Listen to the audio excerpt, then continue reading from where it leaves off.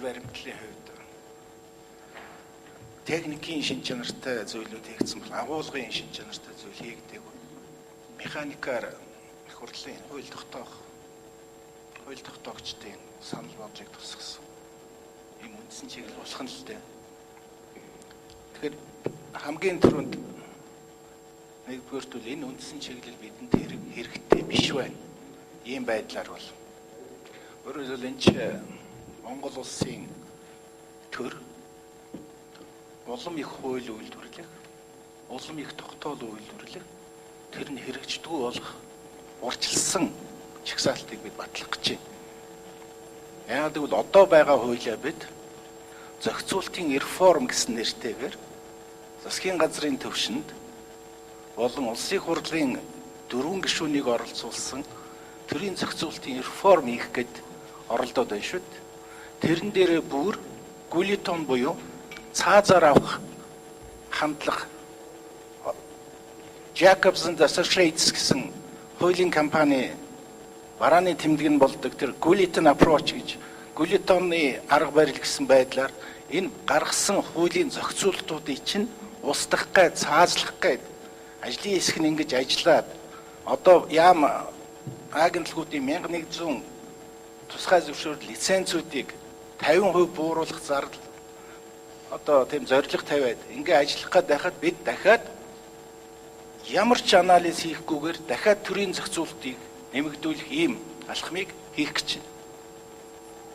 Энэ дээр жишээлбэл жигсаалтан дээр нь шалгуур тавиул өөрөөр хэлбэл энэ хууль яагаад хэрэгтэй? Нийгмийн эрэлтийг бүрэн тодорхойлж чадж байгаа мó гэсэн тийм анализ хийгээд үзвэл эндээс маш цөөхөн хууль бий. Гэтэл зарим секторууд дээр хэрэгтэй хууль нь алга байна л. Мэдээллийн технологи ингээл миний хамгийн мэддэг салбар гэхэд 10-аад хууль хэрэгтэй гэж мэргэжлийн хүмүүс нь ярьж. Тэднээс хаа байна? Орсон юм оров. Энэ чиглэлийн энэ салбарын эрэлтийн тодорхойлсон юм. Эдийн засгийн хөгжлийн яам гээд нэг 5-6 хууль оруулах нь л дээ. Энэ ямар хууль оруулах гэж? Энэний үр дүнд Монгол улсын эдийн засгийн хөгжил нь ямар загварлуу оруулах гэж байгаа? Хууль эрх зүйн ямар орчин бүрдүүлэх гэдэг. Энэ төрийн бид өөрөө ирэхгүй өөрснөө инстинктээр төрийн инстинктээр улам их том төрийг бий болгох ийм жагсаалтал батлах гэж байна. Нөгөө ухаалаг төр чи хаав. Ухаалаг төр чинь зөвхөн ICT мэдээллийн технологийн асуудал биш шүү дээ. Баг хуультай тэр нь хэрэгждэг. Одоо нэг улсын хурлын 300 орчим билүү дээ. Тэр тогтоолуудын хэрэгжилтийг яаж анализ хийгээд энэ хуулийн энэ үндсэн чиглэлд яаж тусгасан.